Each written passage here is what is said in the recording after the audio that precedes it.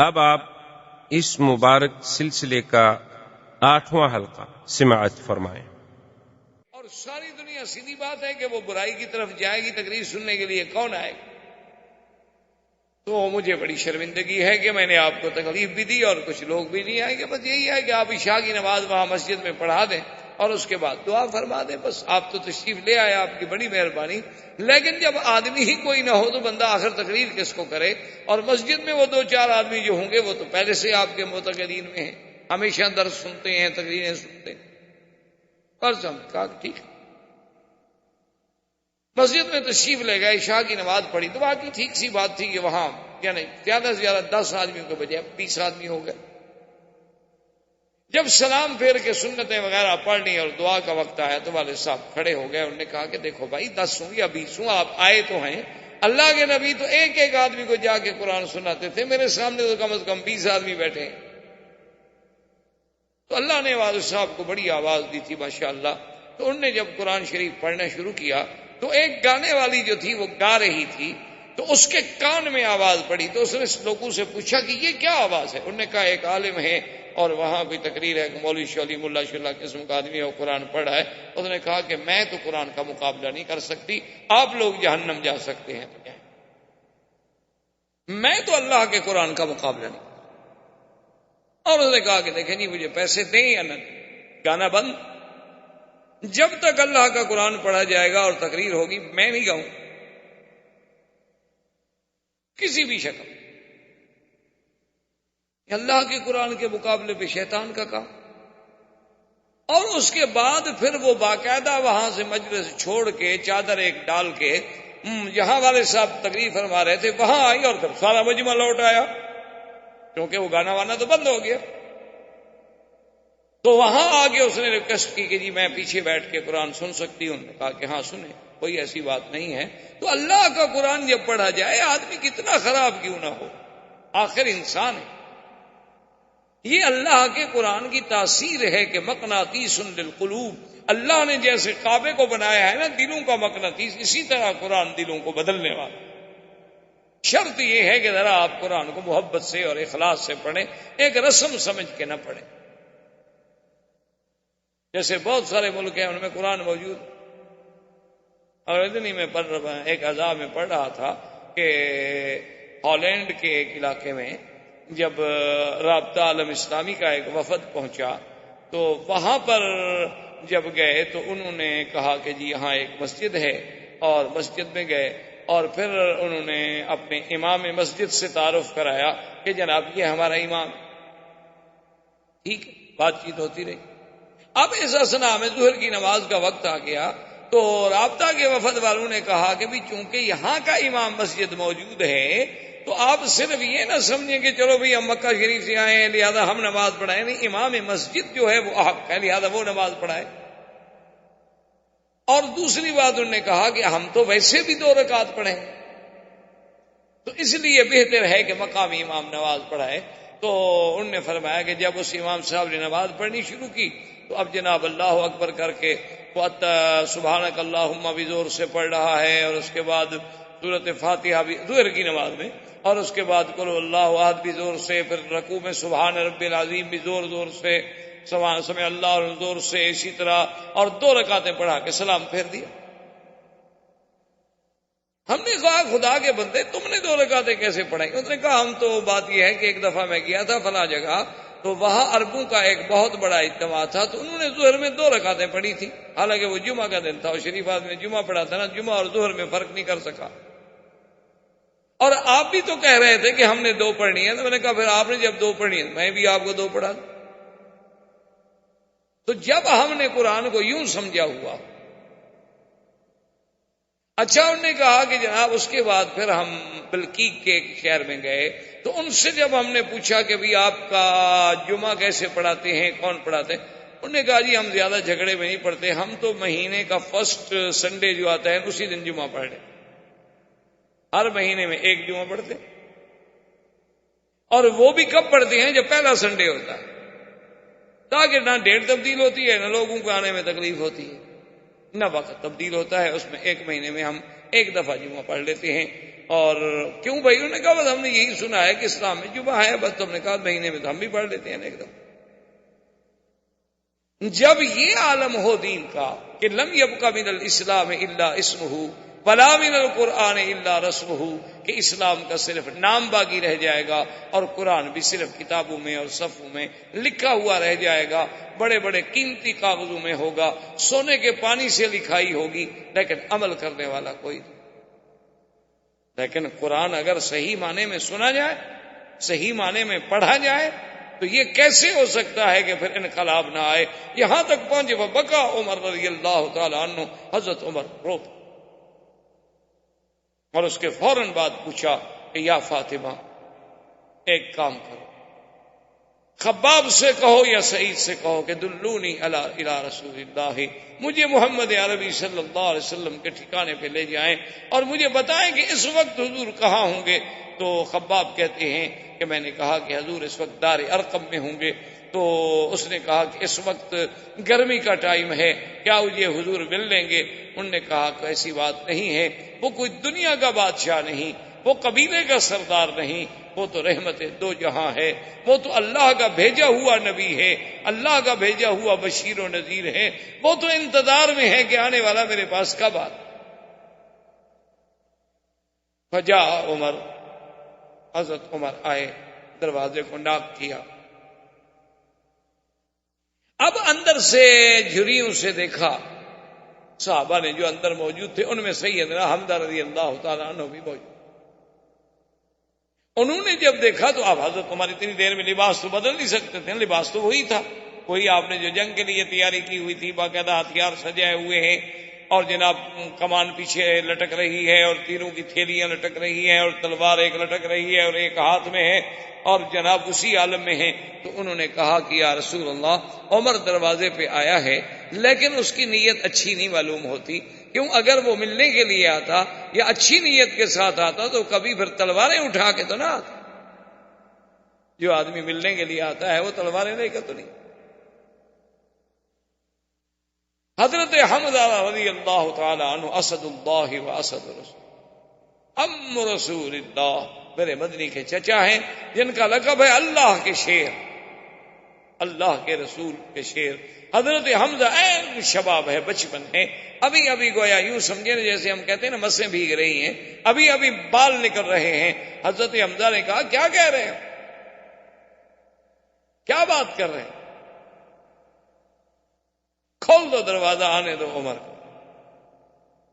اگر عمر کی نیت ٹھیک ہے، اگر عمر کسی صحیح ارادے سے آیا ہے تو ہم اپنی آنکھیں بچھانے کے لیے تیار ہیں، اور اگر عمر کی نیت خراب ہے اور اس نے میرے مدنی سرکار کو تکلیف دینے کی کوئی بات سوچی ہے تو خدا کی قسم ہے تم گواہ ہو جاؤ کہ تلوار بھی عمر کی ہوگی اور گردن بھی عمر کی۔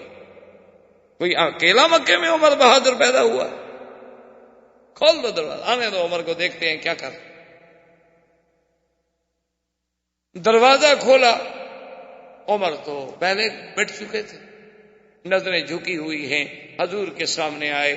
ایک روایت میں آتا ہے فجذبہ بثوبہ، حضور پاک نے کپڑے سے پکڑ کے جھٹکا دیا، فرمایا ابھی تک وہ وقت نہیں آیا عمر، ما آنا وقت اسلام کا یا عمر، کیا ابھی تمہارا وقت نہیں آیا کہ تم اسلام لے آؤ؟ کیا ابھی وقت نہیں آیا کہ تم ایک خدا کی توحید کو سمجھو؟ کیا ابھی وقت نہیں آیا کہ تم بتوں کی عبادت سے باہر نکلو؟ کیا ابھی وقت نہیں آیا کہ تم محمد مدنی کی رسالت کا اقرار کرو؟ عمر کیا ہے؟ ابھی حضور کہہ رہے ہیں، انہوں نے کہا اشہد اللہ الہ الا اللہ واشہد ان محمد رسول اللہ، فکبر رسول اللہ فکبر اصحابہ۔ جب حضرت عمر نے کہا اشہد ان محمد رسول اللہ، حضور اتنی خوشی فرمایا اللہ اکبر، سب صحابہ نے اللہ اکبر کے نعرے بلند، تکبیر کی دھوم ہو گئی، حضرت عمر مسلمان ہو گئے رضی اللہ تعالی عنہ۔ اور اس کے بعد بیٹھے ہیں، ایک صحابی نے کہا عمر تم تو تلواریں اٹھا کے قتل کے ارادے سے نکلے تھے، لیکن تمہیں پتہ نہیں ہے کہ رات تیرے لیے محمد عربی اللہ کے کعبے میں بیٹھ کے دعائیں کر رہے تھے کہ اللہم اعز الاسلام باحد الامرین، کہ میرا اللہ ان دو میں سے ایک کو مسلمان کر دے، یا عمر کو مسلمان کر دے یا عمرو بن ہشام کو مسلمان کر دے۔ محمد عربی تو تیرے لیے دعائیں کر۔ حضرت عمر رضی اللہ تعالی عنہ کہ اسلام سے اتنی خوشی ہوئی صحابہ کو، اتنی خوشی ہوئی صحابہ کو کہ جس کا کوئی تصور نہیں ہو، اور بلکہ ایک روایت میں ہے کہ جبریل اور انہوں نے آ کے کہا کہ یا محمد آج تو آسمانوں پر اللہ کے فرشتے بھی خوشی کر کہ اسلم عمر مسلمان ہو۔ وہ جبار جو سب سے بڑا دشمن تھا، جو سب سے بڑا مخالف تھا، جو سب سے بڑا معارض تھا، آج وہ بھی اسلام لے آیا۔ تو کچھ دیر گزر گئی تو اس کے بعد عمر رضی اللہ تعالی عنہ نے حضور کی خدمت میں عرض کیا کہ یا رسول اللہ میں ایک بات کہتا ہوں۔ حضور نے فرمایا کہو عمر کیا بات؟ حضور نے کہا حضور السنا علی الحق وهم علی الباطل۔ عمر ہے نا جی، اب کری یہ زبان ہے، یہ تو عمر ہے نا جسے تاریخ مانتی ہے، دنیا مانتی ہے۔ تاریخ انسانیت میں ایسے لوگ بڑے کم پیدا ہوئے، اتنے بڑے جینیس۔ اس نے کہا کہ یا رسول اللہ صلی اللہ علیہ وسلم السنا علی الحق وهم علی الباطل، کیا یہ بات ٹھیک نہیں کہ ہم حق پر ہیں اور مکے کے مشرکین جو ہیں وہ باطل پہ ہیں؟ حضور نے فرمایا بالکل۔ اس نے کہا حضور یہ کیا بات ہوئی کہ یعبد اللات والعزیٰ، کہ لات و عزیٰ جیسے جھوٹے خداؤں کی عبادت تو کھل کے کی جائے مکے میں،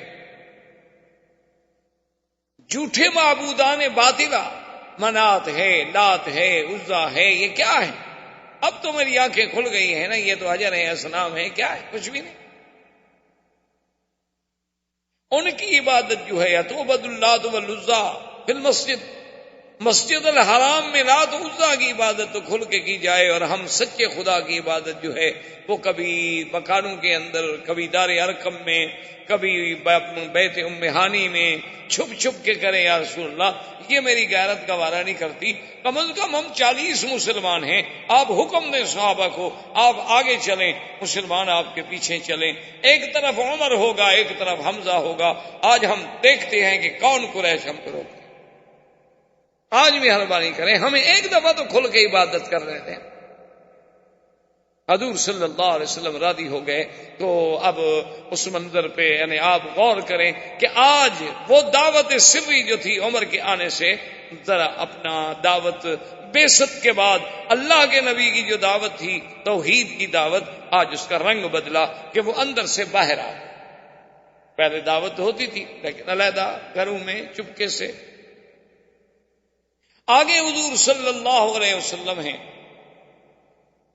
اور پیچھے 40 صحابہ ہیں، دائیں آپ کے سیدنا حمزہ ہیں، بائیں حضرت عمر ہیں، اور سب صحابہ جو ہیں، ایک حدیث میں آتا ہے، ایک روایت میں آتا ہے کہ بس تھوڑے تھوڑے وقفے سے یہ کہہ رہے ہیں کہ لا الہ الا اللہ اللہ اکبر، لا الہ الا اللہ اللہ اکبر، یہ کہتے ہوئے بڑھ رہے ہیں۔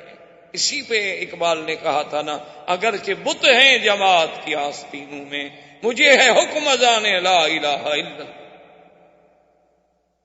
حضرت عمر ساتھ ہیں، اور قریش کو پتہ چلا، انہوں نے کہا کہ اسلم عمر مسلمان ہو گیا۔ اب قریش بھاگ کے آ رہے ہیں، روسائے قریش ہے، ابی جہل ہے، ابی لہب ہے، عتبہ ہے، عتیبہ ہے، شیبہ ہے، ربیعہ ہے، ولید ابن المغیرہ ہے، عقبۃ ابن ابی معیط ہے، امیہ ابن خلف ہے، ابی ابن خلف ہے، بڑے بڑے روسائے قریش،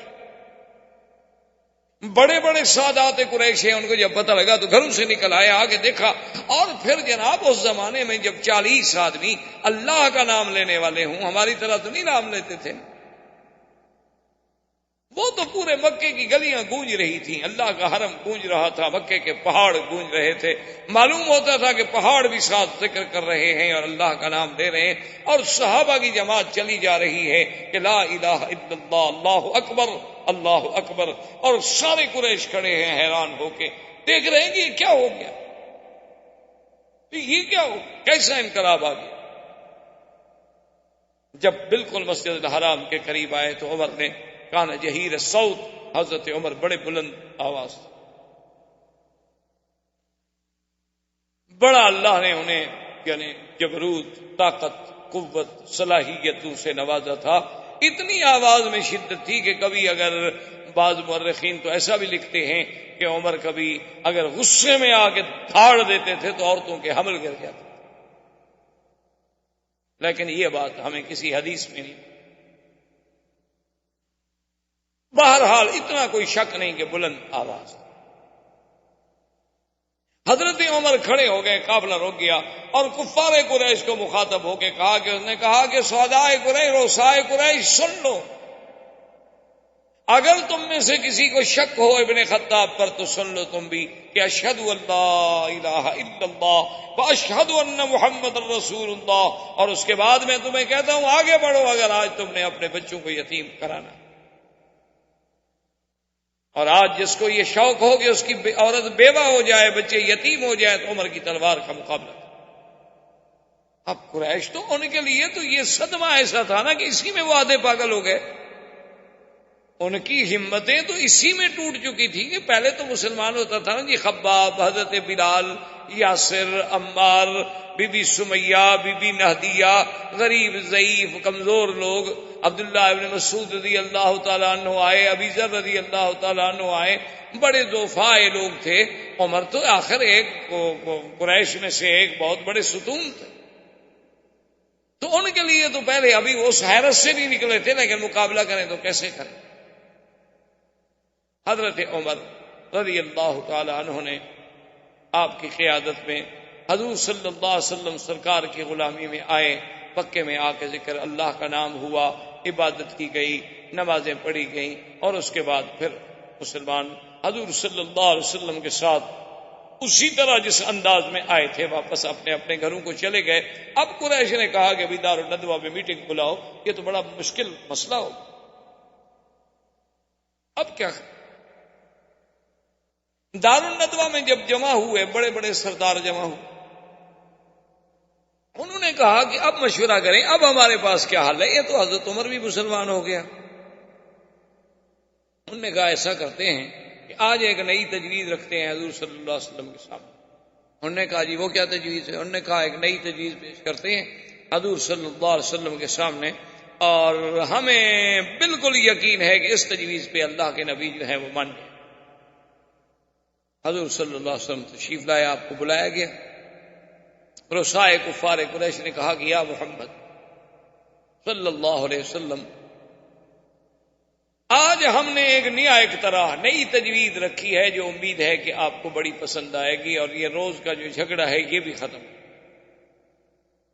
اور ایسی تجویز ہے کہ آج تک ہم نے آپ کے سامنے نہیں رکھی، اس پہ مہربانی کر کے آپ بڑے ٹھنڈے دل سے غور کریں۔ انہوں نے فرمایا ٹھیک ہے، کہو کیا بات ہے؟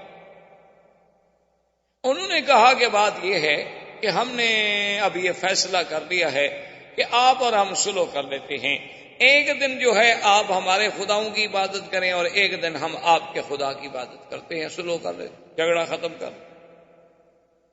فرفض رسول اللہ، حضور نے فرمایا کیا کہہ رہے ہیں؟ انہوں نے کہا اچھا حضور اگر آپ کو یوں منظور نہیں نا، چلو ایسا کریں، ایک دن جو ہے آپ ہمارے آلہہ کی تعظیم کریں، عبادت کریں، ان پہ آپ سلام کریں، ان پہ آ کے مسا کریں، انہیں چومیں چاٹیں، اور 8 دن جو ہے نا ہم آپ کے خدا کی عبادت کریں گے۔ دیکھو ہم 8 دن، آپ ایک دن۔ حضور نے فرمایا یہ بھی قبول نہیں۔ انہوں نے کہا اچھا حضور ہم ایک قدم اور آگے بڑھتے ہیں کہ آپ ایک دن عبادت کریں، ہم 1 مہینے تک آپ کے خدا کی عبادت کریں۔ حضور نے فرمایا یہ بھی قبول نہیں۔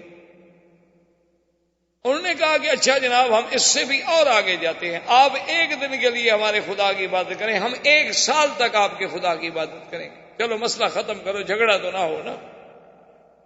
حضور نے فرمایا بدبختو تم کیا سمجھ، 1 دن عبادت کرو یا 1 گھڑی عبادت کرو، بندہ تو کافر ہو گیا۔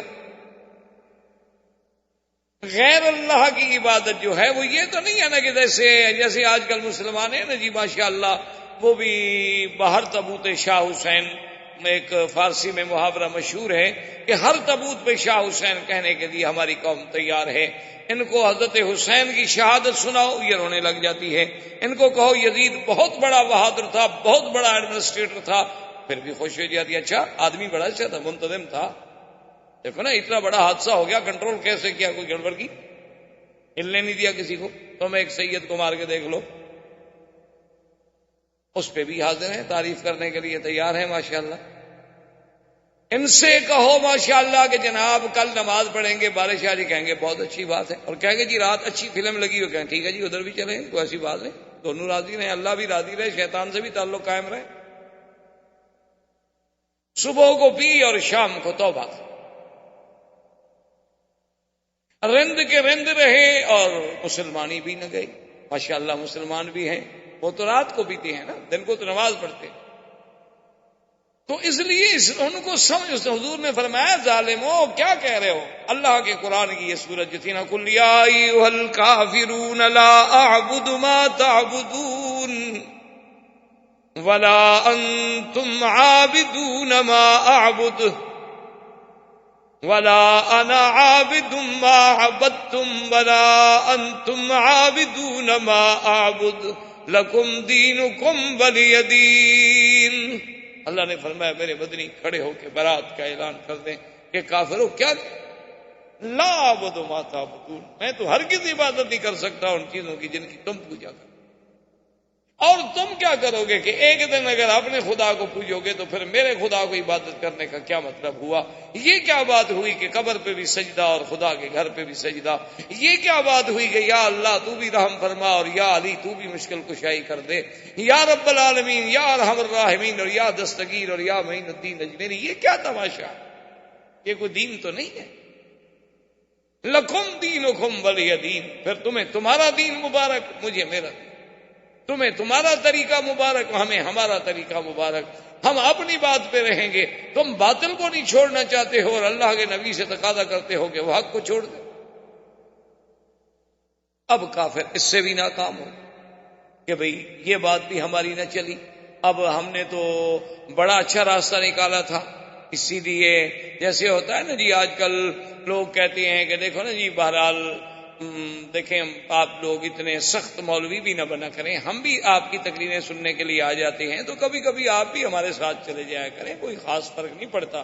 آدمی تھوڑا سا نرم ہونا چاہیے. یہ جو سختی ہے نا مولویوں میں کہ ہر وقت دین اور ہر وقت نماز اور ہر وقت روزہ اور ہر وقت اللہ کا نام اور ہر وقت داڑھی رکھو, ہر وقت مسواک کرو, یار یہ کیا ہے. بس ایک دفعہ آپ نے کہہ دیا, پڑھے لکھے لوگ ہیں, سمجھدار ہیں, ہمارا دین قبول کرنے کو جی نہیں چاہتا, یہی بے عین ہی کافر کہتے تھے. اس لیے قرآن نے کہا وَدُّوا لَوْ تُدْهِنُوا فَيُدْهِنُونَ. اللہ نے فرمایا میرا نبی, کافر تو یہ چاہتے ہیں کہ ذرا تم نرم ہو جاؤ تاکہ وہ بھی نرم ہو جائیں. لو تدہنوا, دہن کہتے ہیں جب کسی چیز کو تیل لگا لو نا ذرا جلدی سے نرمی سے وہ رسی نکل جاتی ہے. تو اللہ نے فرمایا کہ یہ تو چاہتے ہیں کہ ذرا آپ نرم ہو جائیں, تھوڑا سختی نہ کریں, تھوڑا ان کو اجازت دے دیں کہ اپنے مسئلے, اور وہ بھی تھوڑے سے فرمایا فلا تطع المکذبین. مدنی خبردار, کبھی کسی جھوٹے کی اتباع نہیں کریں. اللہ کے دین میں کوئی لچک نہیں, عقیدے میں کوئی لچک نہیں, توحید میں کوئی لچک نہیں. لچک ہوتی ہے دنیاوی معاملات میں, لچک ہوتی ہے اخلاق میں, ایانت میں. اللہ کے دین کے عقیدے تو نہیں بدلے جا سکتے لچک میں. اللہ تبارک و تعالیٰ کے پیغمبر نے جب ان کی اس بات کو بھی ٹھکرا دیا تو اب انہوں نے سوچا کہ بھئی اس میں بھی ہم ناکام گئے, تو اب اور کوئی حل نکالیں کہ اللہ کے نبی کا ہم مقابلہ کر سکیں. تو اب ابو جہل بدبخت نے ایک اور بات سوچی. وہ آیا اور کہنے لگا کہ محمد عربی صلی اللہ علیہ وسلم آپ ہمارے خداؤں کو گالی دیتے ہیں, لات کو برا کہتے ہیں, عزا کو برا کہتے ہیں, منات کو برا کہتے ہیں. میں آپ کو روک رہا ہوں, اگر آپ نے پھر ان کو برا کہا تو میں آپ کے خدا کو گالی دوں گا. اللہ کے نبی نے فرمایا کہ ابو جہل بدبخت, ہمیں تو خدا نے منع کیا ہے کہ کسی غیر کے بت کو بھی ہم گالی, ہم تمہارے خداؤں کو کب گالی دیتے. ہمارا دین تو ہمیں یہ اجازت ہی نہیں دیتا کہ ہم کسی کو گالی دیں, ہم کسی کے دین کو گالی دیں. ہمارے اسلام میں یہ گنجائش نہیں ہے. تم کیا کہہ رہے ہو کہ ہم تمہارے خداؤں کو ہم تو کہتے ہیں کہ یہ خدا نہیں ہے. تم اس بات کو اگر گالی سمجھتے ہوتی الگ بات. ہم تو یہ کہتے ہیں کہ یہ تمہارے ہاتھوں کے بنائے ہوئے بت ہیں, یہ تمثیلات ہیں، یہ شکلیں ہیں، یہ صورتیں ہیں، تم نے خود گھڑی ہوئی ہیں، اللہ نے کوئی ان کا حکم نہیں دیا، کوئی تمہارے پاس اس پہ دلیل کوئی نہیں، اور نہ ہی یہ آلہہ ہیں، بلکہ یہ ایک جھوٹی تصور و تخیل کی ایک اپنی بنائی ہوئی دنیا ہے جس کا حقیقت سے کوئی تعلق نہیں۔ ہم تو تمہیں یہ بات کہتے ہیں، اسی کو تم گالی سن۔ انہوں نے کہا بہرحال کچھ ہو، میں یہ اب برداشت نہیں کروں گا کہ کوئی ہمارے خداؤں کی بے عزتی۔ اب بات اور تقابل میں آ گئے۔ اللہ تبارک و تعالیٰ کے نبی، اللہ تبارک و تعالیٰ کے نبی پر ایمان لانے والے وہ اپنی بات پہ جمے ہوئے ہیں، اور کفر نت نئے بہانے سوچ رہا ہے کہ کس طرح مسلمانوں کو اپنے اسلام سے ہٹایا جائے۔ اللہ تبارک و تعالیٰ آپ کو مجھے اسلام پہ قائم و دائم رکھیں۔ وما علینا الا البلاغ، اللہم سلمنا ولا تسلمنا، وامنحنا ولا تمتحنا، اللہم اکرمنا ولا تہنا، اللہم زدنا ولا تنقصنا، اللہم اعطنا ولا تحرمنا، اللہم آسرنا ولا تؤثر علینا، اللہم اجعلنا فی زمانک و امانک و احسانک، صلی اللہ تعالی علی خیر خلقہ سیدنا محمد وعلی آلہ وصحبہ اجمعین۔ الحمد للہ رب العالمین، والصلاة والسلام على اشرف الانبیاء وسید المرسلین، سیدنا محمد وعلى آلہ واصحابہ اجمعین۔ برادران اسلام، محترم بھائیوں، عزیز بچوں، الحمدللہ کئی دنوں سے ہم نے اپنے دروس کا سلسلہ جو ہے وہ سیرت نبی پاک، سیرت رسول پاک صلی اللہ علیہ وسلم کا آغاز کیا ہوا ہے۔ حضور صلی اللہ علیہ وسلم کی سیرت طیبہ تو اتنی عظیم ہے، اتنی جامع ہے، اور اس قدر اس میں واقعات ہیں کہ اگر کوئی انسان، بلکہ تمام انسان بھی مل کر کوشش کریں کہ ہم حضور صلی اللہ علیہ وسلم کی سیرت طیبہ کا احاطہ کر سکیں تو نہیں کر سکتے، کیونکہ اللہ نے جس پیغمبر کو ساری نبوتوں کے بعد خاتم النبیین بنایا ہو، جس پیغمبر کو اللہ نے امام الانبیاء والمرسلین کے مرتبہ سے سرفراز فرمایا ہو، جس اللہ نے حضور کی نبوت کو قیامت تک کے لیے جاری فرمایا ہو، تو جب دنیا ختم ہوگی، بندے ختم ہو جائیں گے، لیکن حضور کی سیرت کا باب جو ہے وہ ختم نہیں ہو سکتا۔ یہ تو ہماری سعادت ہوتی ہے کہ ہم بھی اس میں شریک ہو جائیں، کچھ بیان کر کے، کچھ بیان سن کے۔ تو ہم نے اس موضوع پر، اس مقام پہ ہم پہنچے تھے کہ بعثت کے بعد، یعنی حضور کا دور مکی زندگی جو ہے، کیونکہ حضور صلی اللہ علیہ وسلم کی بعثت کے بعد آپ کے 13 سال جو ہیں وہ مکی زندگی سے تعلق رکھتے ہیں، اور ہجرت کے بعد 10 سال جو ہیں وہ مدنی زندگی سے تعلق رکھتے ہیں، کیونکہ میرے آقا سرکار دو عالم صلی اللہ علیہ وسلم کی عمر مبارک جو ہے ایک روایت کے مطابق 65 سال ہے، اور ایک روایت کے مطابق 63 سال ہے۔ 2 روایتیں ملتی ہیں ہمیں احادیث کی کتابوں میں، بعض صحابہ نے آپ کی عمر جو ہے وہ 65 سال نوٹ فرمائی ہے، اور بعض نے 63 سال۔ اصل میں دونوں روایتوں میں تضاد نہیں ہے، کوئی تعارض نہیں ہے۔ یہ تو جو لوگ فن حدیث کو نہیں سمجھتے ان کے لیے مشکل ہو جاتی ہے کہ دیکھو جی ایک حدیث پاک میں 63 ہے اور ایک میں 65 ہے، 2 سال کا فرق ہے، ہم کس حدیث کو سچا مانیں اور کس کو غلط مانیں، وہ ان الجھنوں میں پڑ جاتے ہیں، حالانکہ یہ الجھن والی بات ہی نہیں ہوتی۔ جو لوگ فن حدیث سے واقف ہیں اور جو لوگ عادات عرب پر نظر رکھتے ہیں، وہ جانتے ہیں کہ کبھی کبھی عرب جو ہیں قصور کو نہیں گنتے، اور کبھی کبھی جو ہے قصور کو بھی پورا گن لیتے ہیں۔ کیا معنی؟ مثلا 1 سال اور 4 مہینے، تو 4 مہینے نہیں گنتے۔ جیسے آپ کے ہاں بھی ایک رواج ہے کہ آپ نے کسی کا 1,10,555 روپے دینے ہوں نا، وہ کہتے یار ٹھیک ہے بس 1,10,000 چھوڑو، بس راؤنڈ فگر کی بات کرو. تو ہمارے ہاں بھی یہ چیز ہے، عرب میں بھی یہ چیز ہے. اب حضور صلی اللہ علیہ وسلم کی پیدائش چونکہ ربیع الاول میں ہوئی تو نئے سال سے تو 3 مہینے گزر گئے تھے، اس لیے بعض راویوں نے اس ربیع الاول والے سن کو گنا ہی نہیں، جو باقی پورے سال تھے وہ بتلا دیے. اور 12 ربیع الاول کو ہی وفات ہوئی تھی، تو جب 2 سال نہ گنے جائیں تو 63 سال ہوگی. اور جنہوں نے ان کو بھی پورا سال شمار کیا تو 65 سال ہو گئی. حالانکہ حدیثیں دونوں صحیح ہیں. تو 65 سالہ زندگی مبارک جو ہے وہ یوں ہے کہ پہلے تو پیدائش کے بعد آپ 40 سال تک مکے میں تھے، لیکن نبوت نہیں ملی تھی. اللہ کے علم میں تو حضور کی نبوت کے فیصلے ہو چکے تھے، لیکن حضور صلی اللہ علیہ وسلم کو مبعوث نہیں فرمایا گیا، وحی نازل نہیں ہوئی، حکم نہیں دیا گیا.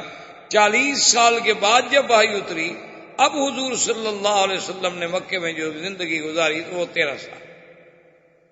جب سرکار کی عمر مبارک 53 سال ہو گئی تو آپ نے پھر ہجرت فرمائی مدینہ منورہ کے لیے، اور 10 سال زندگی مبارک کا حصہ جو ہے وہ مدینہ منورہ میں گزرا. اس لیے اب آپ کی زندگی کو 2 حصوں میں تقسیم کیا جاتا ہے، ایک حصہ مکی زندگی کہلاتا ہے اور ایک مدنی زندگی کہلاتا ہے.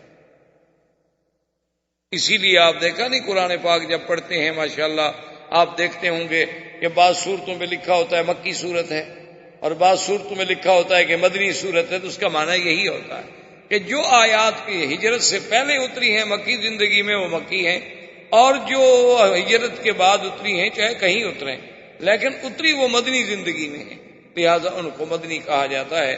تو حضور صلی اللہ علیہ وسلم کے یہ 13 سال جو تھے نا یہ بہت بڑے امتحان تھے.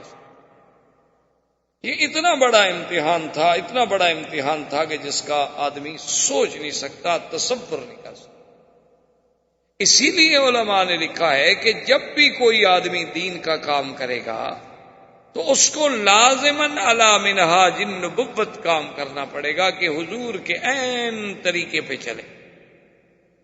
اب حضور صلی اللہ علیہ وسلم نے جب سب سے پہلے دعوت دی، انذار کا کام شروع ہوا، تو وہ سارے دوست، وہ سارے رشتہ دار، وہ سارے اقارب، وہ سارے احباب جو تھے وہ دشمن بنے، فوراً بنے. اور دشمنی کی بھی کوئی حد ہوتی ہے. آپ نے پچھلے دروس میں سن لیا ہے کہ کس طرح صحابہ کو انگاروں پہ لٹایا گیا، کس طرح صحابہ کو پھانسیوں پہ چڑھایا گیا، کس طرح صحابہ پہ ظلم و تشدد کے پہاڑ توڑ ڈالے گئے.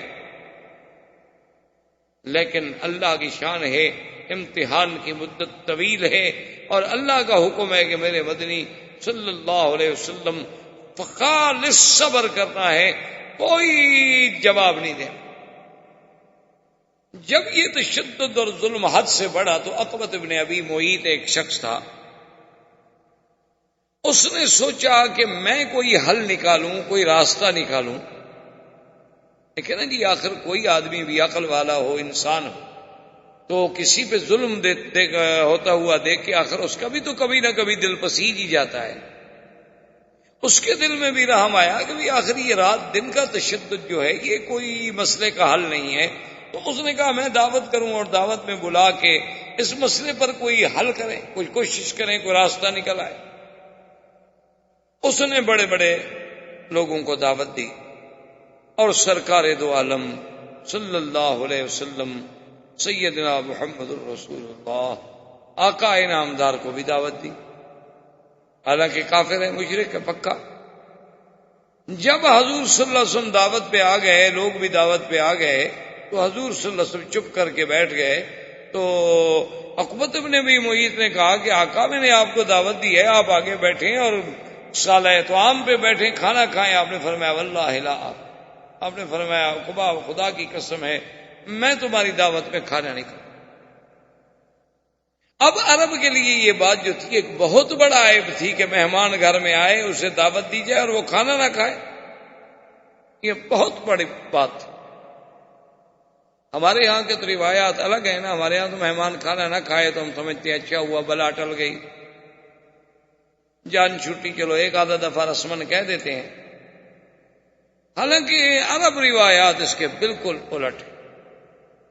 اسی لیے آپ نے دیکھا نہیں کہ حضرت سیدنا ابراہیم الخلیل علیہ السلام کے جب مہمان آئے تو فوراً آپ نے بچڑا ذبح کیا، بھونا، اس کو اٹھا کے لائے، بیوی ساتھ ہے، خود ساتھ ہیں، خدمت کے لیے خود کھڑے ہوئے ہیں، اور رکھا وقربہ الیہم فقال الا تاکلون، کہا بھی آؤ کھائے۔ اب وہ چپ کر کے بیٹھے ہوئے ہیں۔ فاوجس منہم خیفۃ، ابراہیم علیہ السلام ڈر گئے، انہوں نے کہا یہ کھانا جو نہیں کھا رہے پر یہ دوست نہیں۔ تو پھر انہوں نے بتایا، انہوں نے کہا ابراہیم الخلیل آپ نہ ڈریں، ہم تو اللہ کے فرشتے ہیں، ہم تو کھاتے ہی نہیں نا، ہم تو کھانے سے پاک ہیں، اور آپ نے تو پوچھا ہی نہیں ہم سے، اور آپ چپ کر کے چلے گئے اور فوراً بچھڑا ذبح کر کے تشریف لے آئے۔ تو اب آپ کو تسلی ہوئی۔ تو کسی کا کھانا نہ کھانا جو ہے یہ کوئی معمولی سی بات نہیں ہوتی، اور یہ بہت بڑی اہانت شمار ہوتی تھی کہ میں نے دعوت کی ہے اور مہمان کھانا نہیں کھاتا۔ تو عقبۃ ابن ابی معیط نے جب بڑی منتیں کی، بڑا اصرار کیا، اپنی سر توڑ کوشش کی، آخر اس نے کہا کہ یا رسول اللہ صلی اللہ علیہ وسلم اس کا کوئی حل ہے؟ حضور نے فرمایا بالکل حل موجود ہے۔ اس نے کہا کیا؟ فرمایا حتی تسلم، فرمایا عقبہ اگر تم کلمہ پڑھ لو، مسلمان ہو جاؤ تو پھر میں کھانا کھاؤں۔ اللہ کے نبی کی شان ہے نا کہ وہ مشرک کا کھانا نہیں کھانا۔ اب اس نے دیکھا کہ میں کیا کروں، حالانکہ اس کا کوئی اسلام کا خیال تو نہیں تھا، لیکن اس نے دیکھا کہ بھئی اب میری تو ناک کٹ جائے گی کہ بھئی اس کے کھانے میں مہمان آئے اور کھانا نہیں کھایا۔ اس نے کہا کہ اشہد ان لا الہ الا اللہ واشہد ان محمد رسول اللہ، چلو حضور میں مسلمان ہوتا ہوں، آپ کھانا کھائیں۔ آپ نے کہا ٹھیک ہے، اب میں کھانا کھاتا ہوں۔ جب حضور صلی اللہ علیہ وسلم کھانا تناول فرما کے واپس تشریف لے گئے تو قریش کے لوگ تو موجود تھے، انہوں نے کہا یہ تم نے کیا کیا؟ کیف اسلمت؟ انہوں نے کہا کمال ہے، بھائی میری عزت کا مسئلہ تھا اور اب میں اسلام لا چکا ہوں۔ لیکن ابی ابن خلف وہ بھی مشرک، اس نے ساتھیوں سے کہا کہ ٹھیک ہے تم بحث نہ کرو، یہ جانے اور میں جانوں۔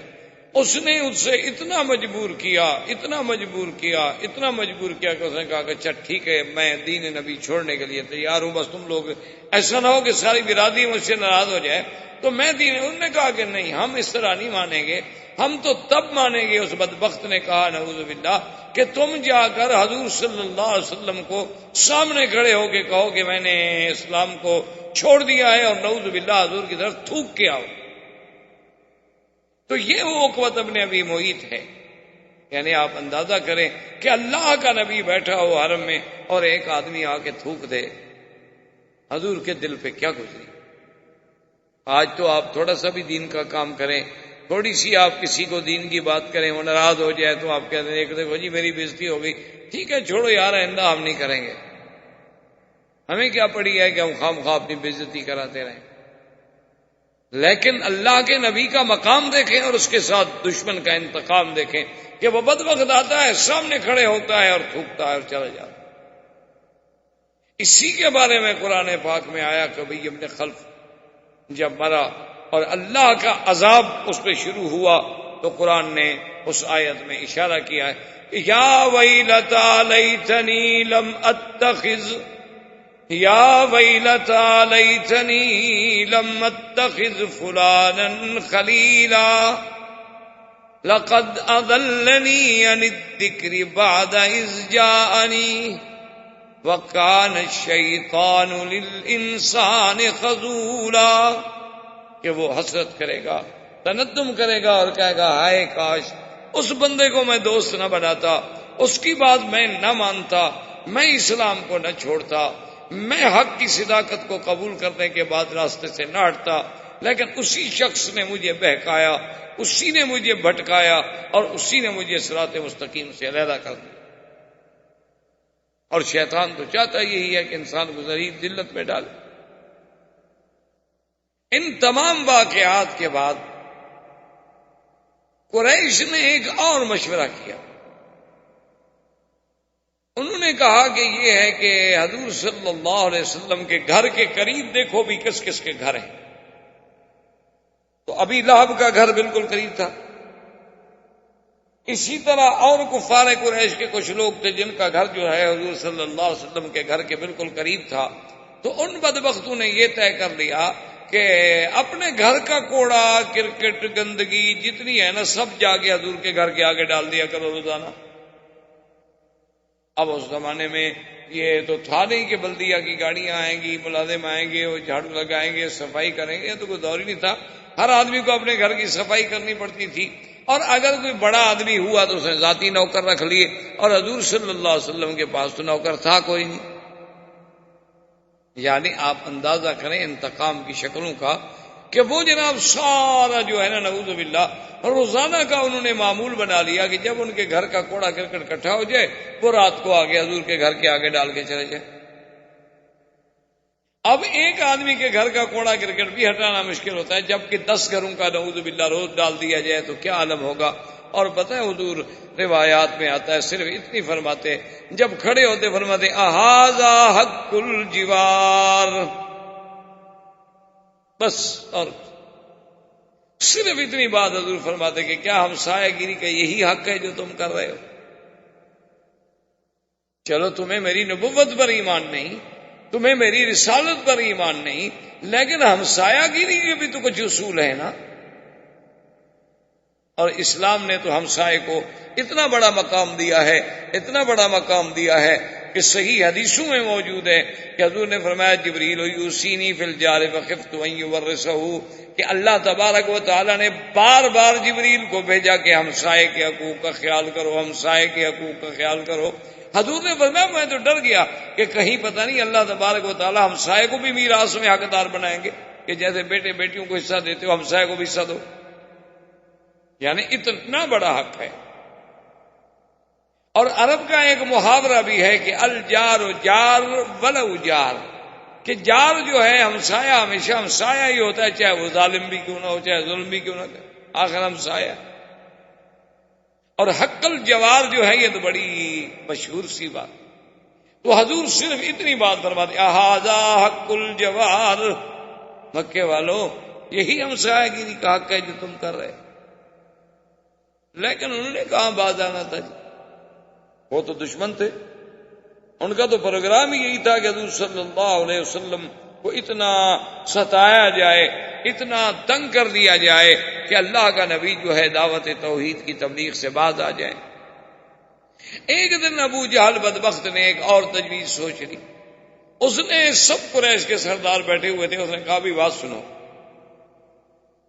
یہ گھر کے آگے ہم نے گندگی ڈالی ہے، سب کچھ کیا ہے، راستے میں بھی کوڑا کرکٹ ڈالا ہے، کبھی کبھی حضور پہ بھی پھینک دیتے تھے بدبخت، لیکن اس سے بھی تو حضور کی دعوت میں کوئی کمی نہیں آئی، تو اب ایسا کریں کہ جب حضور اللہ کے گھر میں عبادت کر رہے ہوں نا تو اسی قسم کی کوئی کوڑا کرکٹ جو ہے حضور کی نماز کی حالت میں حضور کے اوپر ڈالا جائے۔ چلو بھی جتنے آدمی بیٹھے تھے نے کہا بتاؤ کون ایسا کرے گا؟ تو یہ عقبۃ ابن ابی معیط، اس نے کہا کہ میں کروں۔ یہ اسی انتظار میں تھا کہ ایک دن کچھ لوگ آئے، انہوں نے آ کر ایک اونٹ ذبح کیا، ان کی عادت تھی نا کہ بتوں کے آستان پہ آ کے اونٹ چڑھاتے تھے اور دمبے اور جانور ذبح کرتے تھے۔ انہوں نے جب اونٹ کو ذبح کیا تو زمزم کے اس طرف حضور صلی اللہ علیہ وسلم بھی عبادت میں نماز میں مشغول تھے، اور آپ زیادہ تر نماز پڑھتے تھے ما بین الرکنین، حجر اسود اور رکن یمانی کے درمیان، زیادہ حضور یہاں بیٹھ کے نفل پڑھتے، نماز پڑھتے۔ اور وجہ علماء نے یہ بھی لکھی ہے کہ یہاں سے جب آپ یوں کھڑے ہوتے مسجد اقصیٰ کی طرف رخ کرتے تو یہ کعبہ بھی تو درمیان میں آ جاتا تھا، نماز اسی کی طرف پڑھتے تھے، لیکن کھڑے ایسی جگہ ہوتے کہ یہ کعبۃ اللہ جو ہے یہ بھی درمیان میں رہے۔ تو سرکار دو عالم صلی اللہ علیہ وسلم نماز پڑھ رہے تھے کہ انہوں نے اونٹ ذبح کیا، اور اس کا اندر کی جو آنتیں اور امعاء اور اندر کی جو اس کا سارا یعنی گندگی کا بھرا ہوا مجموعہ تھا، اس عقبۃ ابن ابی معیط بدبخت نے وہ وہاں سے اٹھایا، فجعل علی راسہ، سرکار دو عالم کے سر مبارک پہ حضور سجدے میں ہیں اور سر پہ رکھے، اور حضور کی زبان پہ جاری ہے سبحان ربی الاعلی، سبحان ربی الاعلی، سبحان ربی الاعلی، اللہ تیری ذات بہت بلند ہے، ہر چیز سے، ہر نقصان سے پاک ہے۔ حضور صلی اللہ علیہ وسلم اسی سجدے کی حالت میں، تاریخوں میں آتا ہے، روایات میں آتا ہے کہ جب قریش نے دیکھا فضحکوا ضحکا، اتنا ہنسے کہ ایک دوسرے پہ گر رہے ہیں اور ٹوٹ پڑ رہے ہیں، وہ دیکھو جی، وہ دیکھو جی اللہ کے نبی، دیکھو دیکھو کیسے عبادت کر رہا ہے، کہ دیکھو جی اونٹ اوپر ہے اور اللہ کا نبی نیچے ہے، اور سارے چہرے پہ خون ہے اور ساری اس کی گندگی ہے، اور کافر خوش ہو رہے ہیں۔ میرے بھائی، آپ کو اور ہمیں تو اللہ کے راستے میں پتہ نہیں کبھی کانٹا بھی لگا ہے کہ نہیں لگا۔ آپ کو اور ہمیں اللہ کے دین کی تبلیغ میں کبھی کسی نے کوئی بات بھی کہی ہے کہ نہیں کہی، بلکہ آج کل تو ماشاءاللہ مولوی صاحبان کو دعوتیں ہوتی ہیں، بڑے بڑے کھانے ہوتے ہیں، پھر سواریاں آتی ہیں، اس کے بعد جناب اہتمام ہوتے ہیں، آرام ہوتے ہیں، تو یہ، لیکن اللہ کے نبی کی دعوت کا انداز دیکھیں کہ ذرا آنکھیں بند کر کے تصور تو کریں کہ عالم کیا ہوگا۔ آپ خود سوچ رہے ہیں کہ اگر آپ سجدے کی حالت میں ہوں اور آپ کے ساتھ کوئی ایسا کرے تو آپ پہ کیا گزرے۔ لیکن چونکہ اللہ کے نبی اللہ کے احکام کے پابند ہوتے ہیں، حضور اسی حالت میں ہیں۔ عبداللہ ابن مسعود رضی اللہ تعالیٰ عنہ آئے، انہوں نے دیکھا کہ اس حالت میں اللہ کے نبی ہیں، وہ فرماتے ہیں لیکن میں ضعیف تھا، کمزور تھا، اب میری طاقت تو نہیں تھی کہ اتنے قریش کا میں مقابلہ کر سکوں۔ میں چپکے سے گیا اور میں نے جا کے حضرت فاطمہ الزہرا رضی اللہ تعالیٰ عنہ حضور صلی اللہ علیہ وسلم کی بیٹی کو جا کے کہا کہ یہ واقعہ حرم میں ہو گیا، لیکن میں تو کچھ نہیں کر سکتا۔ اور سیدہ فاطمہ الزہرا رضی اللہ تعالیٰ عنہ کا بھی بچپن ہے، بالکل بچپنا ہے، لیکن آپ آئیں غصے میں، اور اللہ نے اتنی قوت دی کہ بی بی صاحبہ نے پکڑا اور اتارا حضور صلی اللہ علیہ وسلم کے سر مبارک سے، اور حضور نے بھی سجدے سے سر اٹھایا۔ تو بی بی فاطمہ الزہرا نے جب دیکھا کہ سامنے قریش کے سردار اور روسا جو ہے کھڑے ہنس رہے ہیں، تو نے کہا اللہم علیہ، یا اللہ ان بدبختوں کو پکڑ جنہوں نے تیرے نبی کے ساتھ اتنا بڑا ظلم کیا، تیرے پیغمبر کے ساتھ اتنا بڑا ظلم کیا۔ یعنی مقابلے کی بھی کوئی حد ہوتی ہے، گستاخی کی بھی کوئی حد ہوتی ہے، یہ بھی کوئی یعنی انسانیت ہے۔ اگر ذرہ کے برابر بھی کوئی رمق باقی ہو تو کوئی انسان ایسی حرکت سوچ سکتا؟ حضور صلی اللہ علیہ وسلم بھی غصے میں آ گئے۔ حضور نے بھی فرمایا اللہم علیک بعقبہ، اللہم علیک بعتبہ، اللہم علیک بشیبہ، اللہم علیک بالولید بن المغیرہ۔ آپ نے فرمایا کہ یا اللہ ان سب پر اپنا قہر نازل کر، ان کو اپنے قہر میں پکڑ لے۔ تو صحابی کہتا ہے کہ جب حضور کے مبارک منہ سے یہ لفظ نکلے تو میں نے دیکھا کہ کافروں کے رنگ جو تھے وہ اڑ گئے اور سب پریشان ہو گئے۔ جو پہلے ہنس ہنس کے ٹوٹ رہے تھے اب ایسے ہو گئے جیسے ان کے چہرے پہ کوئی خون ہی نہیں ہے۔ انہوں نے کہا کچھ ہو لیکن محمد کی دعا لگے گی۔ نبی نہیں مانتے لیکن دعا بد دعا سے ڈرتے، نبوت کا اقرار نہیں کرتے لیکن بد دعا سے اتنی ڈرتے ہیں کہ انہوں نے کہا کہ بالکل ہم نہیں بچ سکتے۔ اب انہوں نے بالکل خائف بھی ہوئے، چپ بھی کر گئے۔ حضور صلی اللہ علیہ وسلم نے اس کے علاوہ کوئی بات نہ کی۔ آخر کافروں سے کچھ نہیں کہا، چپ کر کے آپ گھر تشریف لے گئے اور اسی طرح اپنی عبادات میں مستمر رہے۔ یعنی جو عبادت کا، دعوت کا، تبلیغ کا سلسلہ تھا وہ جاری۔ ابو جہل نے اب پھر ایک دفعہ دار الندوہ میں سارے قریش کو جمع کیا۔ اس نے کہا کہ بھی ہماری تو کوئی ترکیب جو ہے وہ کارگر نہیں ہو رہی۔ اور خدا کی شان دیکھو کہ اسی اثنا میں ایک عجیب حادثہ ہوا کہ جو مسلمان ہجرت کر کے تشریف لے گئے تھے نا حبشہ کی طرف، جن کے بارے میں آپ پہلے پڑھ چکے ہیں، اب ان کا عدد جو تھا تقریباً 83 پر پہنچ چکا تھا۔ 80 اور 3 آدمی جو تھے وہ بیوی بچوں کے ساتھ حبشہ میں دن گزار رہے تھے۔ اور ماشاءاللہ وہاں کا بادشاہ اچھا تھا، کسی پہ ظلم و ستم کرتا نہیں تھا، ان کی زندگی بڑی اچھی گزر رہی تھی۔ لیکن ان کو اطلاع ملی کہ بھئی مکے کے قریش جو ہیں وہ تو مسلمان ہو گئے۔ وہ صحابہ بڑے خوش ہوئے، انہوں نے کہا بھی جب ہماری قوم مسلمان ہو گئی، قریشی مسلمان ہو گئے، تو اب ہم حبشے میں کیوں مہاجروں والی زندگی گزاریں، چلو واپس اپنے ملک میں چلتے ہیں۔ حالانکہ اس کی وجہ کیا تھی یاد رکھیں کہ سورۃ النجم جب اتری اور حضور صلی اللہ علیہ وسلم نے تلاوت کی، اس میں بھی دو روایت ہیں۔ ایک روایت مبارک میں تو یہ آتا ہے کہ حضور جب سورۃ النجم پڑھ رہے تھے تو شیطان نے ان کے دل و دماغ میں یہ جملے بھی ڈال دیے کہ تلک الغرانی کلا ان شفاعتہن ترتجا۔ تو نے کہا کہ اچھا آج تو حضور ہمارے بتوں کی بھی تعریف کر رہے ہیں، تو اب جب حضور سیدھے میں گئے تو کافر بھی سیدھے میں چلے گئے۔ ایک روایت یہ بھی ہے، اور ایک روایت میں اس قصے کا کوئی ذکر نہیں، بلکہ یہ ہے کہ جب حضور نے سورۃ النجم پڑھی، اللہ کا قرآن اور زبان محمد مصطفیٰ صلی اللہ علیہ وسلم، آپ جب اس آیت پہ آخر میں پہنچے کہ هذا نذير من النذر الأولى أزفت الآزفة ليس لها من دون الله كاشفة۔ اللہ تبارک و تعالیٰ کے نبی کو اللہ نے جب وحی بھیجی تو اس میں تھا آزفت الآزفہ، قریب آ گئی، وہ قریب آنے والی یعنی قیامت، اور یہ اللہ تبارک و تعالیٰ کی طرف سے نذیر ہے، ڈرانا ہے، اور قیامت کو کوئی روک نہیں سکتا۔ اور تمہارا حالت یہ ہے کہ أفمن هذا الحديث تعجبون وتضحكون ولا تبكون وأنتم سامدون فاسجدوا لله واعبدوا۔ اللہ نے حکم دیا کہ یہ کیسے لوگ ہیں جو قرآن افمن ھذا الحدیث تعجبون، اللہ کے قرآن سے تم تعجب میں آتے ہو کہ یہ کیسا کلام، اللہ کا قرآن سن کیسے لوگ، اور اللہ کا قرآن اور نبی کی باتیں سن کے تم ہنستے ہو۔ حالانکہ چاہیے تو یہ تھا کہ تمہارے اندر کوئی جذبہ پیدا ہوتا، تمہارے اندر خوف پیدا ہوتا، خشیت پیدا ہوتی، تم ڈرتے، تم اللہ کے ذکر سے روتے۔ اللہ والے تو اللہ کا قرآن سن کر ان کی تو ہچکیاں بن جاتی تھیں، اور کبھی کبھی یہ بھی ہوتا تھا، حدیثوں میں موجود ہے کہ کبھی کبھی ایسی آیت بھی اتری ہے کہ حضرت عمر ایک آیت سن کے بیمار ہو جاتے تھے، بستر سے اٹھ نہیں سکتے تھے، لوگ آتے تھے عیادت کرنے کے لیے کہ کیا حال ہے، خیریت ہے؟ لیکن اللہ نے فرمایا تم کیسے لو کہ تم بیٹھے ہو اور ہنستے ہو؟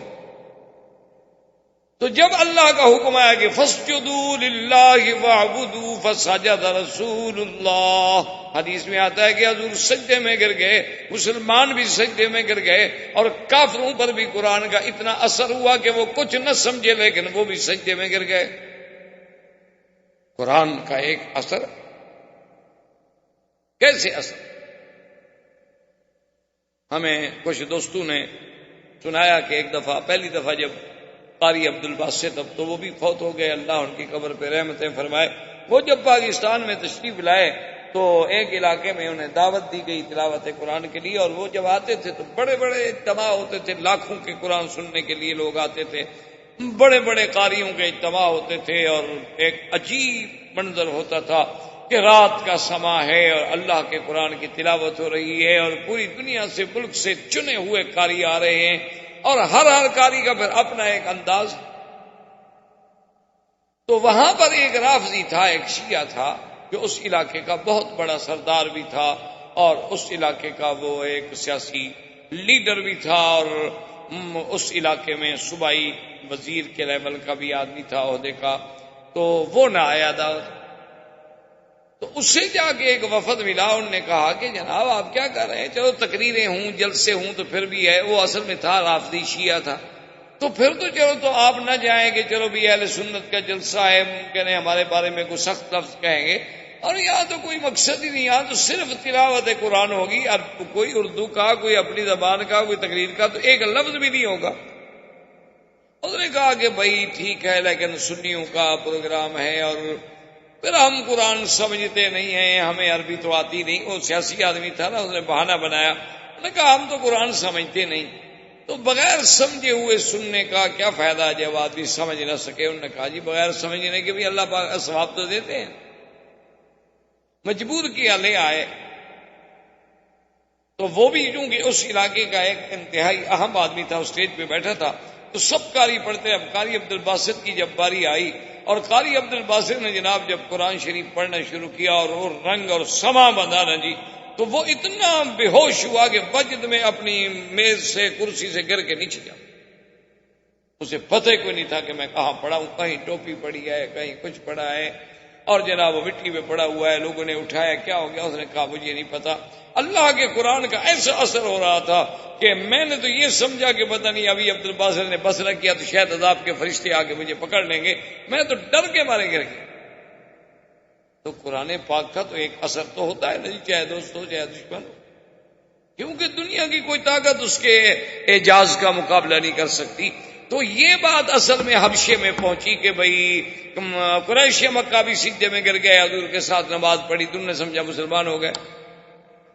حالانکہ وہ مسلمان تو نہیں ہوئے، تو ایک وقتی بات، ایک حادثہ، اتفاق. کچھ صحابہ بیچارے ہجرت کر کے گئے تھے جو حبشہ سے واپس آ گئے، لیکن جب مکے میں پہنچے آگے دیکھا بھی آگے تو وہی بات ہے جو پہلے تھی.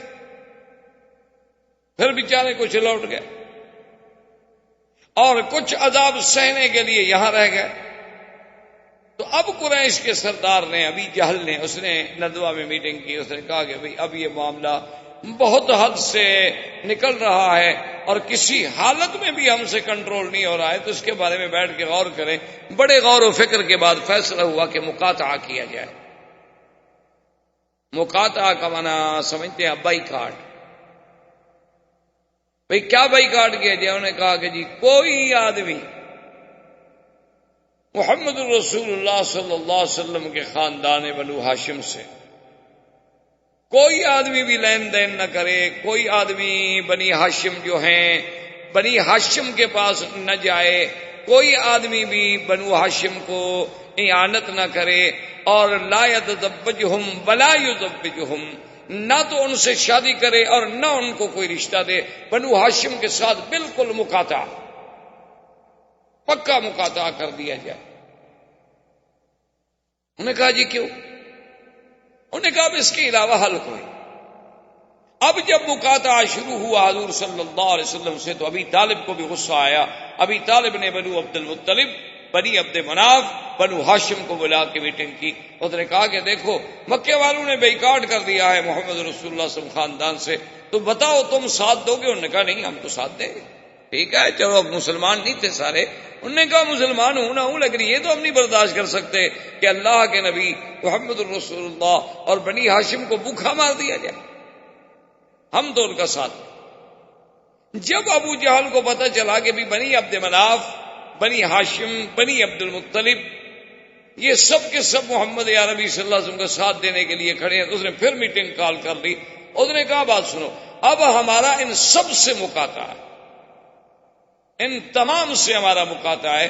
اور انہوں نے کہا ایسے بات نہیں چلے گی، بلکہ فقط ابو صحیفۃ فعلقوها فی داخل الکعبۃ المشرفہ، ایک صحیفے پر انہوں نے شرط لکھ لی کہ بھی بنی ہاشم، بنی عبد مناف، بنی عبد المطلب، ان کے ساتھ ملنا ملانا، کھانا پینا، بیچنا لینا دینا، نکاح رشتہ سب بند. اور یہ معاہدہ لکھنے کے بعد کعبہ شریف کے اندر اس کو لٹکا دیا. ان کی عادت تھی کہ کوئی اگر اہم قسم کا کوئی معاہدہ ہوتا تو یہ اس کو کعبۃ اللہ میں لٹکا دے. اب جناب مقاطعہ شروع ہوا تو ابی طالب نے بھی سوچا کہ بھئی یہ مکے میں تو اتنی پابندیاں ہیں، اس کا ہم کب تک مقابلہ کریں گے؟ تو یہ لوگ مکے سے اٹھ کے باہر وادی میں چلے گئے جس کا نام شیب ابی طالب پڑ گیا. ابھی بھی ایک علاقے کو شیب ابی طالب کہا جاتا ہے، لیکن علماء تاریخ نے لکھا ہے کہ وہ یہ جگہ نہیں تھی بلکہ وہ تو بہت مکہ سے کچھ بہت دور تھی. یہ بھی ابی طالب کا چونکہ جگہ تھی اس لیے یہ بھی شیب ابی طالب کہلاتا. آپ اگر مروہ کی جانب سے نکلیں تو جہاں مولد الرسول صلی اللہ علیہ وسلم ہے، جہاں حضور پیدا ہوئے، اب وہاں مکتبہ ہے، حرم کی لائبریری ہے دینی کتابوں کی. اس سے آپ غزے کی طرف اگر جائیں تو جب آپ اوپر کے حصے میں جائیں گے تو یہ علاقہ شیب ابی طالب ہے، اور پھر اس کے ساتھ شیب عامر ہے، اور شیب عامر کے ساتھ اب جہاں آپ نے دیکھا ہوگا نا کچھ سرنگیں آگے ملتی ہیں، یہ وہ جگہ ہے جس کا نام ہے خندمہ. یہ وہ جگہ ہے خندمہ جس کے بارے میں تاریخ میں ایک بڑا مشہور جملہ ہے عربوں کے ہاں کہ اکرما فر من خندمہ، کہ اکرما جو تھا وہ فتح مکہ کے دن اسی خندمہ کی جگہ سے بھاگا تھا، فرار ہو گیا تھا۔ تو اب جناب وہ باہر چلے گئے، انہوں نے کہا کہ چلو ہم باہر جا کے رہتے ہیں مکے والوں کے ساتھ، اب ہم کیا کریں جب بھی ہمارے ساتھ ملتی ہی نہیں۔ تو اب انہوں نے آپس میں جو کچھ ایک دوسرے کے ساتھ تھا وہ مدد کی، لیکن آخر وہ مدد کب تک چلے؟ حکیم ابن حزام ایک شخص ہے، وہ بھی کافر تھا، مسلمان نہیں تھا، بعد میں اسلام اللہ نے نصیب کیا۔ اس کو جب پتہ چلا تو وہ تو اونٹ پر سامان لے کر، کھانے پینے کا سامان لے کے چلا، کبھی کچھ ہو جائے لیکن میں یہ پہنچاؤں گا بنی عبداللہ، بنی ہاشم کو اور بنی عبد المطلب کو، وہ رشتہ داری۔ تو جب وہ حکیم ابن حزام آیا مکہ کے قریب تو ابھی جہل راستے میں مل گیا بدبخت، اس نے کہا الی این یا ابی حکیم ابن حزام، فقال ھذا شانی، انہوں نے کہا کہاں جا رہے ہیں؟ کہا میری مرضی، کیوں جھوٹ بھی تو نہیں بولنا چاہتا تھا۔ اس نے کہا ہاں ہاں مجھے پتا ہے کہ تم یہ بنی ہاشم کی مدد کے لیے جا رہے ہو، تمہاری رشتہ داری ہے نا بنی عبد المطلب کے ساتھ، تو آج تمہارا دل بھی پسیج گیا۔ اس نے کہا چھوڑو میں جہاں بھی جا رہا ہوں میری مرضی۔ اس نے کہا کہ نہیں یہ نہیں ہو سکتا، میں تمہیں نہیں چھوڑ سکتا کہ تم جا کے میرے دشمنوں کو کھانے پہنچاؤ۔ فجاء ابی البختری، ابی البختری نامی ایک شخص تھا، وہ بھی آ گیا، وہ بھی سرداروں میں سے تھا۔ اس نے کہا کیا بات ہے؟ حکیم بن نظام نے کہا کہ دیکھو میں جا رہا ہوں، اور یہ ابھی جہل کہتا ہے کہاں جا رہے؟ میں نے کہا میری مرضی میں جہاں جاؤں۔ تو اس نے کہا ابھی جہل سے، اس نے کہا ابھی جہل عجیب بات ہے، حکیم ابن حزام کوئی عام آدمی ہے، وہ بھی تو سردار ہے، کیا تم ہر آدمی کے گلے میں لگ رہے ہو؟ تو وہ حر ہے، آزاد ہے، اس کی مرضی جہاں جائے۔ انہوں نے کہا نہیں یہ تو میرے دشمنوں کو کھانے خوراک پہنچانے کے لیے جا رہا ہے، اور ہم نے تو ان کا حصار کیا ہوا ہے، اقتصادی بائیکاٹ کیا ہوا ہے ان کے ساتھ، اور ہم ان کو تکلیف دینا چاہتے ہیں، اگر ان کو خوراک پہنچتی رہے تو تکلیف تو ختم ہو گئی۔ لیکن ابی البختری نے کہا، اس نے کہا ابھی جہل ہٹ جاؤ، ابھی جہل نے کہا نہیں ہٹوں گا۔ تو ابی البختری نے مارا ابھی جہل کو، ابھی جہل وہاں سے شرمندہ ہو کر اس نے کہا تم کون ہو کہ ہر سردار کا راستہ روکتے ہو؟ اگر یہ ہے تو پھر میں بھی اس کے ساتھ۔ اتنے واقعات کے باوجود بھی لیکن سوال ہے کہ جی وہ کھانا کہاں پورا ہو، حتیٰ کہ ایسا وقت بھی آ گیا ہے کہ اس محاصرے کے دوران ایک شخص جو بنی عبد المطلب سے تعلق رکھتا ہے وہ کہتا ہے کہ میں رات کو گیا، ایک مردہ اونٹ پڑا ہوا تھا، تو اس کا سب کچھ اندر سے تو کھایا جا چکا تھا، صرف اس کی کھال پڑی ہوئی تھی، تو میں کھال اٹھا کے لایا، اس کو ہم نے دھویا، دھونے کے بعد اس کو ہم پکا پکا کے کھاتے رہے کہ اور کوئی چیز ہی نہیں۔ آج تو ہم گھر میں بیٹھ کے اللہ کی 10 نعمتیں کھاتے ہیں اور اللہ کا شکر نہیں کرتے۔ دیکھیں کہ اللہ کے نبی ہیں اور ان کا جرم کیا ہے کہ اتقتلون رجلا ان یقول ربی اللہ، کہ کیا تم ایسا آدمی کو قتل کرنا چاہتے ہو؟ جرم کیا ہے کہ وہ یہی کہتا ہے کہ اللہ ایک ہے، بس یہ جرم۔ بھئی تم اسلام نہیں لانا چاہتے نہ لاؤ۔ یہی کافروں کی الٹی منطق ہے، یہی وہ کافروں کی ابتداء آفرینت سے لے کر آج تک الٹی منطق ہے کہ اگر خود کوئی بات کریں تو کہتے ہیں جی یہ تو حریت ہے، انسانی حقوق کی بات ہے اور انسان کے حقوق ہیں، لیکن کیا وہ حقوق مسلمانوں کے نہیں ہیں؟ کیا مسلمان انسان نہیں ہے؟ اگر حقوق انسانی کے تم اتنے بڑے علمبردار ہو تو جہاں 50 لاکھ مسلمان شہید ہوتا ہے وہاں تمہیں حقوق انسانی نظر نہیں آتا۔ یہی حال اس وقت بھی تھا کہ ابو جہل اور تمام کافر، ابی لہب، عتبہ، عتیبہ، شیبہ، ربیعہ، ولید بن المغیرہ، اعداء اسلام، ان کے گھروں میں تو کھانے پک رہے ہیں، اور بنو عبد المطلب کے گھر میں، ابی طالب کے گھر میں، بنی ہاشم کے گھر میں سیدنا محمد الرسول اللہ صلی اللہ علیہ وسلم کے گھر میں فاقہ۔ اسی لیے علماء نے لکھا ہے کہ جس عالم کی تقریر پر یا جس جماعت کی تحریک پر، تنظیم پر، کام پر کوئی مخالف نہ ہوں، سب راضی ہوں، تو سمجھ لو کہ وہ حق کی جماعت نہیں ہے۔ کیونکہ اگر سب راضی ہوتے تو پھر تو حضور پہ راضی ہوتے، حضور سے بڑی شان کس کی ہے؟ سب راضی ہوتے تو پھر تو صحابہ بھی راضی ہوتے. سب راضی ہونے کا معنی یہ ہے کہ وہ مولوی کبھی حق کا کلمہ نہیں کہتا بلکہ وہ ہر لوگوں کو خوش کرتا رہتا ہے. محرم آیا تو شہادت حسین پڑھ دی، 11ویں کا دن آیا تو 11ویں شریف کی فضیلت بیان کر دی، کوئی عرس شریف کا مقام آیا تو حضرت معین الدین اجمیری کی کراماتیں سنا دی، کوئی حضرت محبوب گیلانی کو ماننے والے لوگ زیادہ آ گیا تو حضرت گیلانی کے فضائل بیان کر دیے. اور دیکھا کہ ماشاءاللہ کچھ لوگ اس قسم کے بھی آئے ہیں، تازہ مکہ سے ہو کے آئے، ان پر کچھ توحید کا تھوڑا تھوڑا اثر ہے تو ایک آدھی تقریر توحید پہ بھی کر دی تاکہ سب خوش رہیں، سب راضی رہیں. تو اس قسم کے لوگ مداہن ہوتے ہیں، اللہ کے دین کو صحیح بیان نہیں کرتے. ورنہ حق بات بیان جب آپ کریں گے، اگر 10 آدمی راضی ہوں گے تو 2 تو ناراض ضرور ہوں. جب مقاطعہ کی اتنی بڑی صورت ہو گئی تو ایک دن بیٹھے بیٹھے عمرو ابن ہشام ایک شخص تھے، اس کے دل میں خیال آ گیا کہ کتنا بڑا ظلم ہے کہ بھئی ہم سب کھانے کھائیں، سودے لیں. اور پھر ابو جہل کیا کرتا کہ باہر سے کوئی قافلہ تجارتی آ رہا ہے تو راستے میں پہنچ جاتا کہ اچھا بھی یہ کتنے کی ہے بوری؟ اس نے کہا 100 ریال کی. اس نے کہا میں 200 دیتا ہوں لیکن بڑی عبد المطلب کو نہیں دینی. وہ سارا خرید لیتا، اسٹاک کر لیتا. لیکن میرے آقا سرکار دو عالم اس تکلیف کے باوجود، اس تنگی کے باوجود، اس جو کے باوجود اپنی دعوت پہ، اپنے مشن پہ قائم. مجال ہے کہ ایک دن بھی حضور کی دعوت میں تھوڑا سا کمزوری آئی. اس نے سوچا، اس نے کہا کہ چلو میں اکیلا تو کچھ نہیں کر سکتا. وہ آیا پھر حکیم ابن حزام کے پاس. اس نے کہا یار یہ بڑا ظلم نہیں ہے؟ اس نے کہا ہم کیا کریں؟ اس نے کہا وہ صحیفہ جو انہیں لکھ کے کعبہ شریف میں لٹکایا ہوا ہے نا، اس صحیفے کو پھاڑ ڈالتے ہیں، کہتے ہیں بھی ختم کرو، یہ کیا غلط معاہدہ ہے. انہوں نے کہا ہم 2 آدمی بھی کیسے پھاڑ سکتے ہیں؟ ادھر تو قبیلہ ہیں، اتنے بڑے قبیلے ہیں، ہم 2 آدمی کے. انہوں نے کہا چلو ایسا کرتے ہیں کہ چلو کوشش کرتے ہیں کہ ایک آدھا آدمی ہمارے ساتھ اور بھی مل جائے. تو وہ زہیر کے پاس آئے، اس سے بات کی. اس نے کہا کہ اس مسئلے میں تو بھائی میرا بھی دل کہتا ہے میں تمہارے ساتھ. انہوں نے کہا دیکھو اب ہم 3 آدمی تو ہو گئے. لیکن ہشام جو تھا وہ آدمی بڑا سمجھدار تھا. وہ کہنے لگا یار 3 آدمی بھی کوئی اتنی بڑی طاقت نہیں ہوتی، کیوں نہ ہم ابو البختری سے بات کریں. ابو البختری کے پاس ہے. اس نے کہا میں بھی تمہارے ساتھ ہی، یہ تو واقعی زیادتی کی بات. ابو البختری نے کہا کہ عبداللہ بن الاسود سے بھی بات کرو. اس کے بعد انہوں نے کہا میں بھی تمہارے ساتھ ہوں، یہ تو واقعی زیادتی ہے کہ بھئی ایک مقاطعہ کر دیا جائے اور زندہ انسانوں کو مار دیا جائے، ان کو خوراک نہ جانے دی جائے.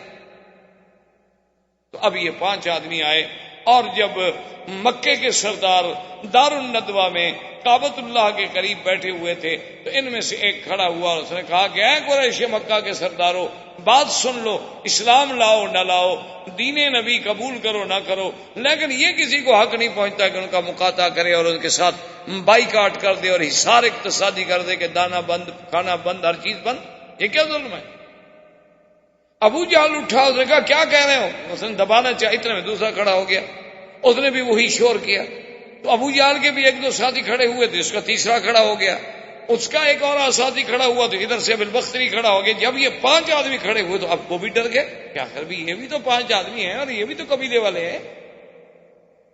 اور نے کہا کہ دیکھو قریش مکہ دیکھ لو، ابھی ہم کعبہ شریف کے اندر جا رہے ہیں اور جو تم نے وہ صحیفہ لکھ کے لٹکایا ہے، وہ اللہ کے نبی کے خلاف جو تم نے معاہدہ لکھا ہے نا، ابھی ہم اس کو لاتے ہیں اور پھاڑتے ہیں تمہارے سامنے. جرأت ہے تو پھر ہمارا بھی مقابلہ کرو. ابو جہل بھی سمجھدار تھا، اس نے سوچا کہ یہ تو مسئلہ بڑھ جائے، یہ تو بائیکاٹ کے بعد جنگ شروع ہو گئی، اور اگر ایسی بات ہو گئی تو حضور صلی اللہ علیہ وسلم کو تو یہ 5 قبیلے مفت میں مل گئے امدادی. تو وہ چپ رہا اور وہ کہتے ہیں کہ جب ہم کعبے کے اندر داخل ہوئے اور اس صحیفے کو اتارا تو کیا دیکھتے ہیں کہ اس کو تو دیمک کھا چکی ہے، صحیفے میں کوئی لفظ ہی باقی نہیں، آخری کونے کاغذ کے باقی ہیں. اللہ کو بھی یہ منظور تھا کہ یہ معاہدہ باقی نہ رہے.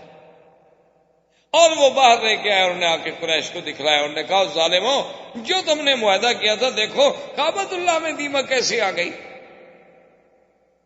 اور ایک لٹکتی ہوئی چیز کو کیسے اس نے ہضم کر دیا. تو اس کا مطلب یہ ہے کہ وہ رب کعبہ بھی یہ چاہتا ہے کہ یہ ظلم ہے اور ظلم کبھی قائم نہیں رہتا. تو اب وہ مقاطعہ تھوڑا سا ختم ہو گیا. تو حضور صلی اللہ علیہ وسلم نے سوچا، اور اس وقت تک تقریباً 70 آدمی جو تھے وہ اسلام لا چکے. 83 آدمی حبشے میں موجود تھے اور 70 آدمی جو تھے وہ مکے میں موجود تھے جو اسلام لا چکے تھے. بعض لوگ جو تھے وہ کھل کے کہہ دیتے تھے حضرت عمر کی طرح، لیکن اکثر لوگ جو تھے وہ اپنے آپ کو چھپا کے رکھتے تھے، جرأت کے ساتھ کھل کے میدان میں نہیں آتے. ابھی حضور صلی اللہ علیہ وسلم سوچ رہے تھے کہ وہی سال ہے کہ جس میں پھر ابی طالب فوت ہو. اب ابی طالب حضور کا سب سے بڑا معاون، سب سے بڑا خیر خواہ، سب سے بڑا ہمدرد، غم گسار، کے جس نے 3 سال تک شیب ابی طالب میں، گویا کہ قید کی زندگی تھی نا، کہ اسی شیب ابی طالب میں ہی رہنا ہے، اللہ کے نبی کے ساتھ بیٹھا رہا. اور حالانکہ قریش نے اس کے ساتھ تو بائیکاٹ نہیں کیا تھا. اگر وہ وہاں نہ جاتے، حضور کی اعانت نہ کرتے، تو مکے والے تو کچھ نہ کہتے ان کو. لیکن اس نے کہا کہ نہیں، اگر حضور سے بائیکاٹ تو میں بھی حضور کے ساتھ. لیکن خدا کی شان ہے، ہدایت کے دروازے اور ہدایت کے فیصلے میرے اللہ کے ہاتھ میں ہیں، وہ کسی کے ہاتھ میں نہیں ہوتے. کوئی ناز یہ نہ کرے کہ میں سید ہوں، میں عالم ہوں، عالم کا بیٹا ہوں. اللہ چاہے تو کسی جاہل کو بھی ہدایت دے دیں، اور نہ چاہے تو اللہ کے نبی کا چچا ہے ابی طالب، موت قریب ہے اور حضور تشریف لے آئے. حضور نے فرمایا کل کلمۃ احاج بها عند اللہ یا امی کل کلمۃ، میرے چچا ایک دفعہ تو پڑھ لو لا الہ الا اللہ محمد الرسول اللہ. ایک دفعہ تو کلمہ پڑھ لو، قیامت والے دن میں اللہ کے آگے کہنے والا تو بنوں کہ میرے چچے نے چلو کسی حال میں صحیح کلمہ پڑھا تو تھا، میرا اللہ مہربانی کرتے. اور ابی طالب بھی چاہتا ہے اور کہتا ہے واللہ انی احب ان اقر عینک، کہتا ہے خدا کی قسم ہے میں چاہتا ہوں کہ میرے بھتیجے میں تمہاری آنکھوں کو ٹھنڈک پہنچاؤں، لیکن یعیرنی قومی، میری قوم مجھے ہمیشہ تانا دے گی کہ ابی طالب جو تھا وہ ڈر گیا، اور ابی طالب جو تھا وہ ڈر گیا، لہذا میں اس تانے کو نہیں برداشت کر سکتا. انا علی دین عبد المطلب، میں عبد المطلب کے دین پہ ہوں، میں آپ کا دین قبول نہیں کرتا. اور اسی پہ اس کو موت آ گئی. فقام رسول اللہ صلی اللہ علیہ وسلم حزینا، حضور صلی اللہ علیہ وسلم اتنے غمگین ہوئے کہ جس کی کوئی حد نہیں تھی. اللہ نے قرآن نازل فرمایا انک لا تہدی من احببت ولکن اللہ یہدی من یشاء، کہ میرا بدنی آپ کے ہاتھ میں تو ہدایت نہیں، کہ جس کو آپ محبوب رکھیں اس کو ہدایت دینے میری مرضی. میں چاہوں تو حضرت نوح کے بیٹے کو بھی ہدایت نہ دوں، میں چاہوں تو ابراہیم کے ابا آزر کو بھی ہدایت نہ دوں، اور میں چاہوں تو فرعون کی بیوی کو مومنہ بنا دوں. یہ تو میری مرضی ہے، یہ تو میرا نظام ہے، اس میں تو کوئی دخل نہیں دے سکتا. کتنے بڑے بڑے علماء ہیں جن کی اولاد جاہل، کتنے لوگ ہیں جو ان کے ماں باپ بالکل الف جاہل، لیکن اولادیں بڑے بڑے علم حاصل کر چکی. یہ اللہ کی شان ہے، اللہ کا نظام ہے. اچھا خدا کی شان دیکھیں کہ ایک طرف دشمنوں کا مقابلہ اور دوسری طرف جو معاون، ایک معاون تھا مکے میں وہ بھی مر گیا. کوئی ایک امتحان تو نہیں آیا حضور پہ. اور ابھی 2-3 مہینے گزرے تھے کہ سیدہ خدیجہ بھی فوت ہو. 3 مہینے یا اس سے کچھ کم زیادہ. سیدہ خدیجہ رضی اللہ تعالی عنہا محسنہ اسلام، حضور کی سب سے پہلی بیوی، حضور کی تمام اولاد کی ماں، اور سب سے بڑی محسنہ، جس نے اپنا مال، اپنا سب کچھ جو تھا وہ حضور پہ لٹا دیا، وہ بھی فوت ہو گئی. اسی لیے اس سال کو عربی میں کہتے ہیں عام الحزن. یہ تو سال ہی غم کا تھا بھائی، اس لیے اس کو عام الحزن، عام الحزن سے تعبیر کیا جاتا ہے کہ ہر طرف سے غم ہی غم. لیکن اللہ کے رسول کے پائے استقلال میں کوئی لچک، اپنی بات پہ قائم.